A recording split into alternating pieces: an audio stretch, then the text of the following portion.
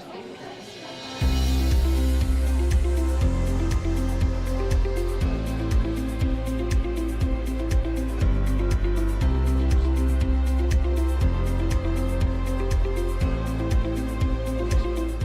Owen, I'm a Community Development Co-ordinator, and I'm here today at the event to talk about box of tricks.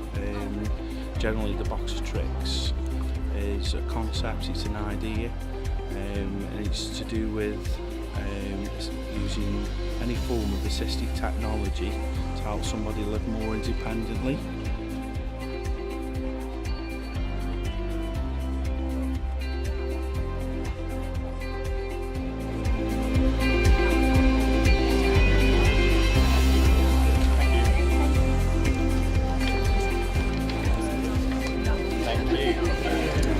Thanks a lot. Have a great day, guys. Cheers.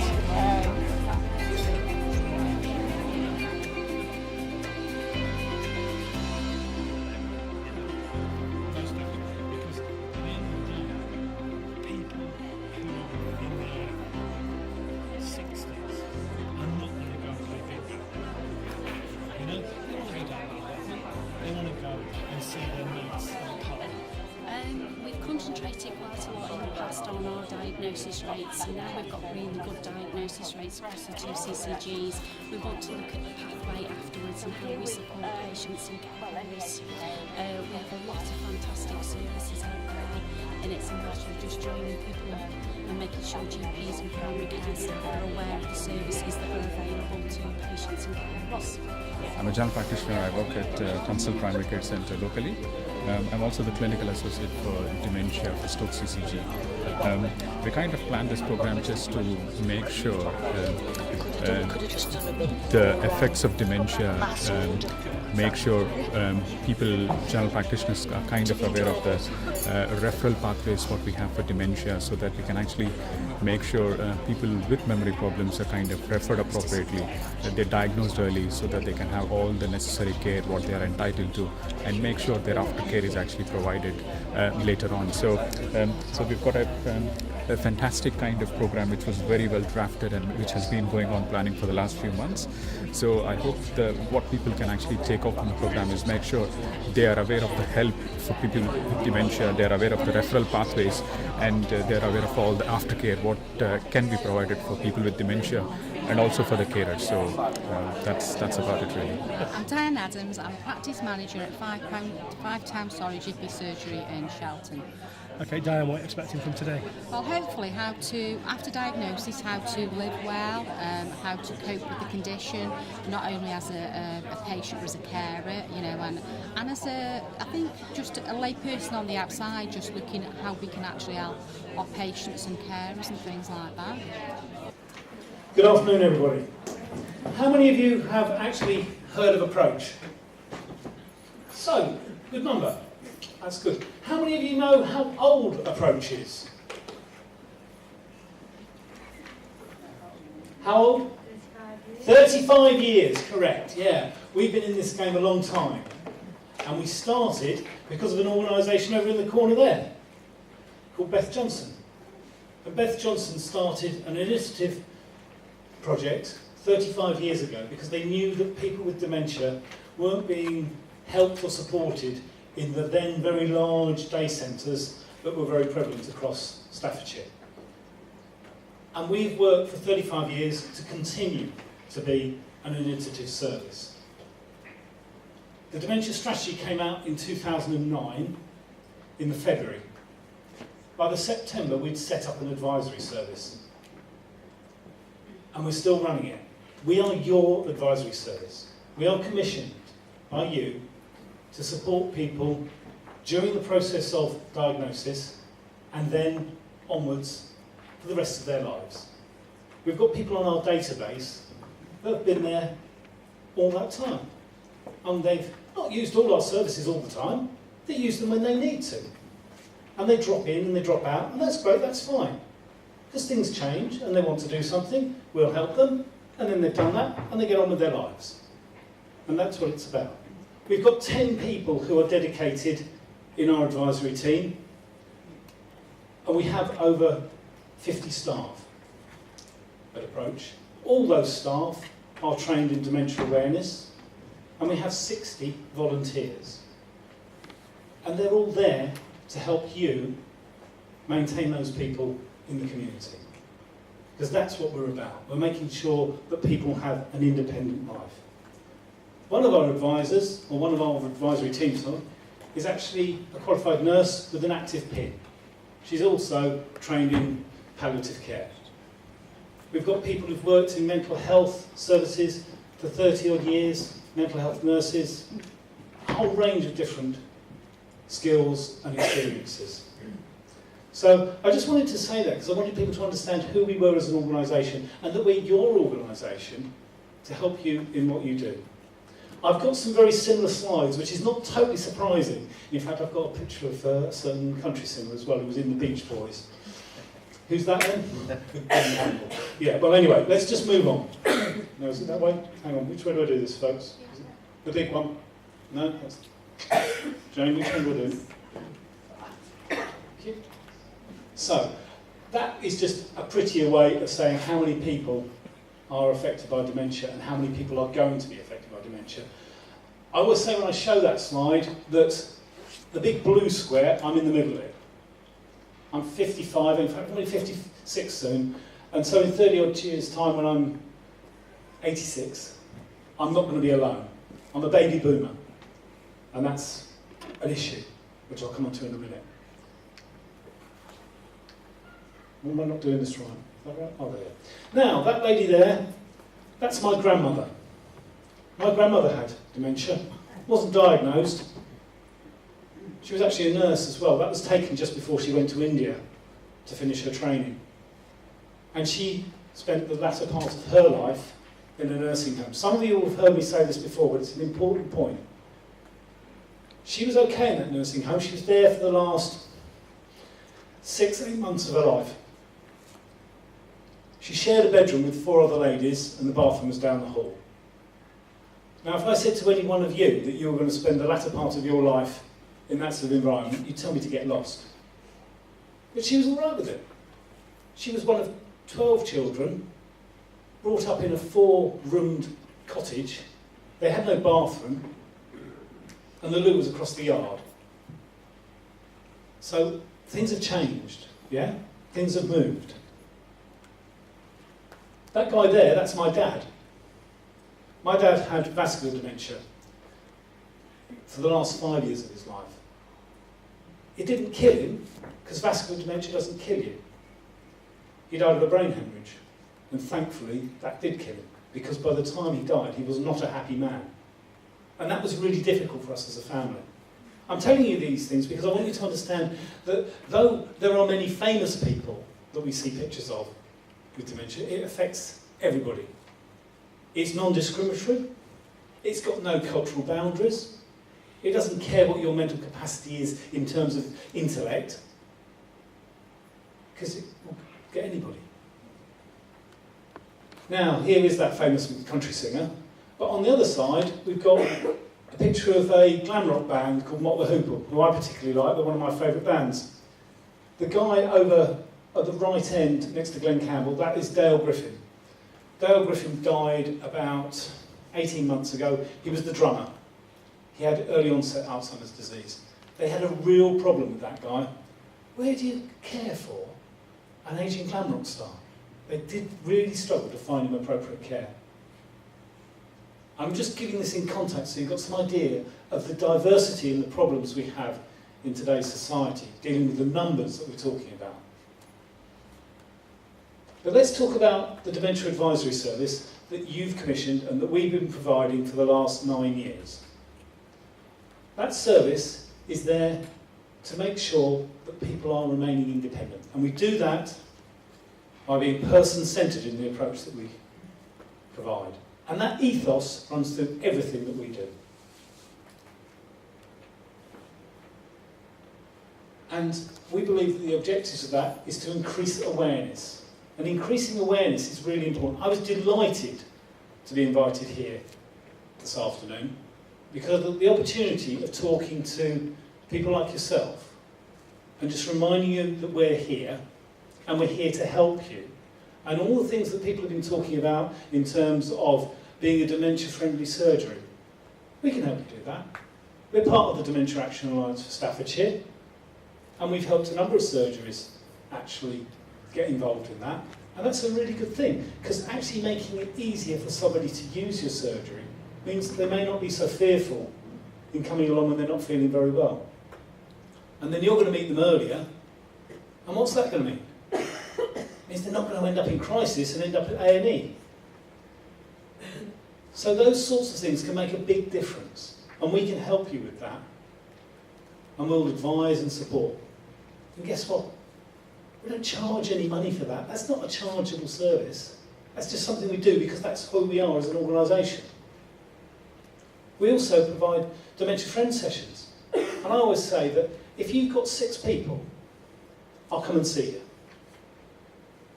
And my contact details will be at the end of this, so please remember that. You'll see that we've got a group of people here who are student GPs. Can you just put your hands up for me, folks? Thank you. We've been going around earlier asking you what services you want and what advice and information you want to be able to give to people. They've got a little survey with them. And what I'd really be grateful is if you haven't filled that in, when we have a cup of tea or a cup of coffee in a bit, could you make yourself known to them and fill that in? Because we're going to be using that information to design a booklet that we're then going to give out to you to give to people when they come to see you. So please engage with that process. That would be really useful. Who can use our service? Anybody who lives basically in North Staffordshire and in Stoke-on-Trent. Or anybody who has a GP in that area as well.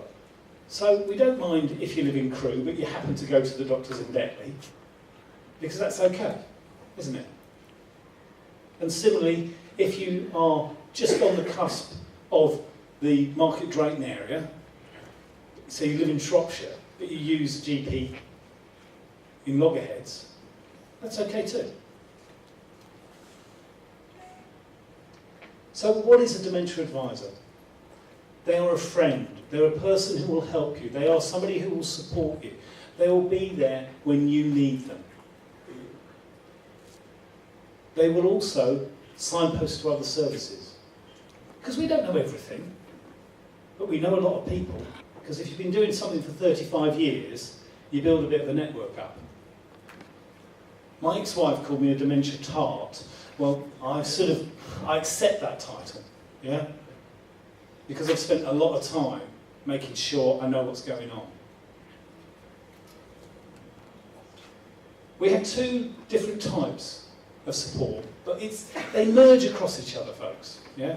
And what we say is we have caseload, and caseload is where you're actually supporting people for a bit of time, and you're doing specific work with them possibly. Maybe you're sorting out issues around their accommodation, maybe you're looking at their social issues around getting out and about, and the point that Alison made about getting out and about and doing things is really important. If you get isolated, we know this, it's been in the news over the last few weeks, hasn't it, about loneliness, and how that can really affect people's health and well-being. So getting out and doing things you like is really important, and advisors can help with that, and we also have support workers who will support people to do things and get them into what we call in social work terms natural circles of support, which means really going and doing the things that they've always enjoyed doing, but maybe because of the condition they become fearful or reluctant to do so. So having that person who says, you can go down the allotment, we'll go with you. You haven't got to do everything, but you might just really like to go down there and see your friends. And you don't have to worry about it. So caseload can be a whole range of things. It can be helping people with benefits. It can be informing people that they're eligible for the dispensation for poll tax, or community charge, should I call it? Yeah. So a whole range of different things. So here we have it. That's somebody with a support worker doing something he wanted to do and enjoying the activity. And you know as well as I do, but if that person's in a good place, guess what? Their husband, their wife, their son, their daughter are also in a good place. And that's one of the things that we really emphasise at Approach. It's not just about the individual with the diagnosis. I liken it to throwing a brick into a pool of water.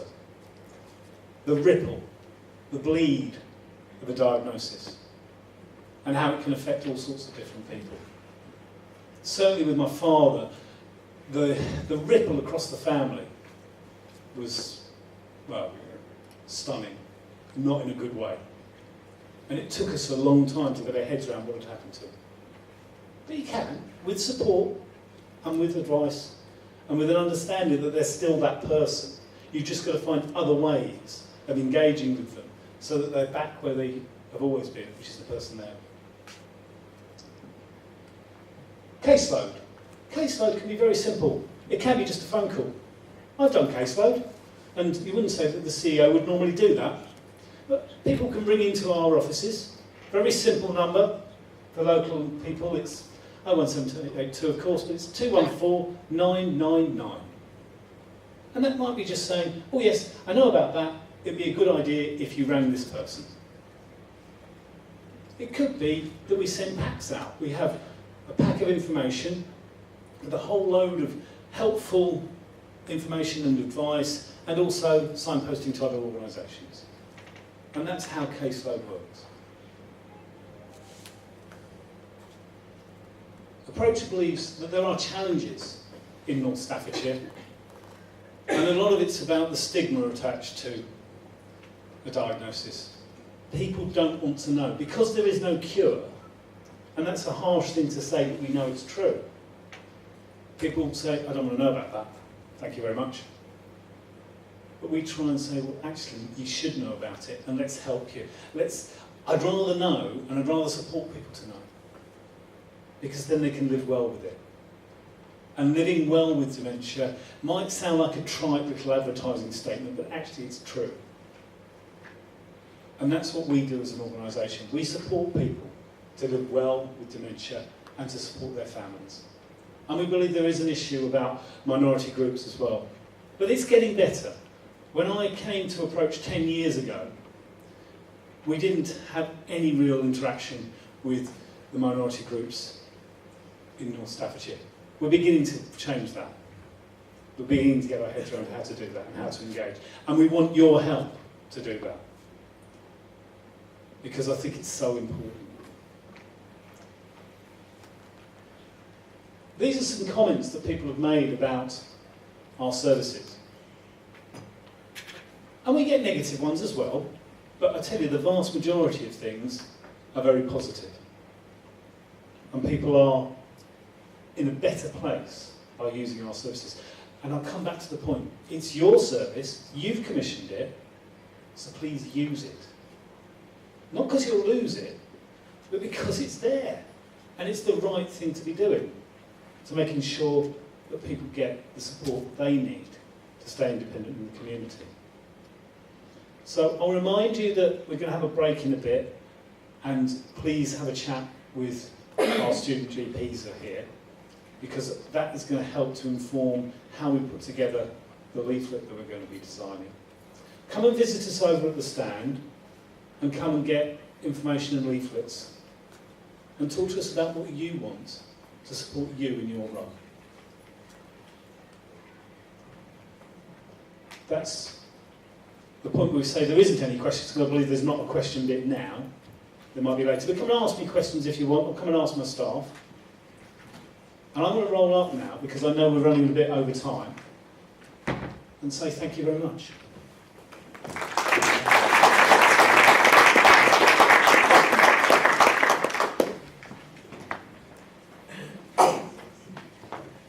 Thank you, Will. I'm sure you will see a sudden surge of reference to your service, now that we're all aware of it. Today's event's been really successful. Nice to speak to some local GPs regarding the information around community services, the use of them within the surgery, and then talking to their fellow patients. I've also made some primary care staff and GPs aware of the project of the box of tricks, which has been absolutely fantastic. So this event's been a brilliant opportunity to sort of like explain about the work that I've been doing over the last 6 years. Yeah, so it was very interesting. It was very inspiring talks by numerous speakers. I think what the session brought was that everyone were more aware of the dementia pathways, referral pathways. We were all aware that more works need to be done with regards to working along with the social care, working along with the voluntary sectors, and working along with the Douglas Macmillan, so that we can actually make sure that all aspects of diagnosing, aftercare of dementia, including end of life, are thoroughly kind of addressed and make sure that it's going to be a positive experience for patients and also their carers. So, I thought it was really interesting, really good, because from my job role as a practice manager, I've learned so much that I didn't realise, and more so as a carer as well. I mean, like the, living well, yeah, I knew about that, but about the hearing loss associated with dementia, I didn't know, about the coding, avoiding stuff like that. The dementia dogs, that's really good. We're going to encourage some of our patients to actually go out dog walking, and that have got dogs, which I think is really good to socialise. The clock face, man face, we don't talk about Anil just found out what that means. This is me request, I thought was very good. So there's lots to take away the statistics. I didn't realise, there's some really interesting news in those statistics. And I'm really interested in trying to keep the dementia patients out of the nursing homes and more at home. So I do think that's something to explore with coaching and social care as well. I think it's been a really good day. There's been a lot of networking going on. Very useful for all the stands to meet with the GPs and get on what they provide and the services that are on offer to patients.